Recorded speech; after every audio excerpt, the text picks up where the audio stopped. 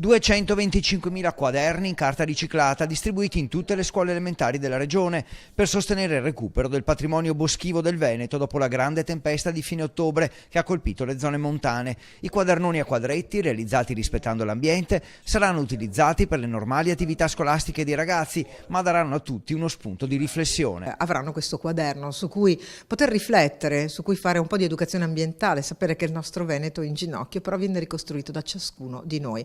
Tutte le scuole primarie del Veneto avranno questo bellissimo quaderno di riflessione. Il quadernone riproduce in copertina un fumetto sulla rinascita dei boschi feriti dal disastro ambientale e nelle ultime 2 pagine invita gli alunni ad esprimere attraverso un disegno, un testo, una poesia il proprio pensiero sul tema della fragilità ambientale, dei cambiamenti climatici e della tutela della natura e del suo patrimonio. La metafora di raccontare attraverso un quaderno e quindi distribuirlo attraverso le scuole primarie, dalla prima alla quinta elementare, è quella proprio di dare il messaggio ai bambini e ai giovani che in fondo anche da un disastro si può ricostruire.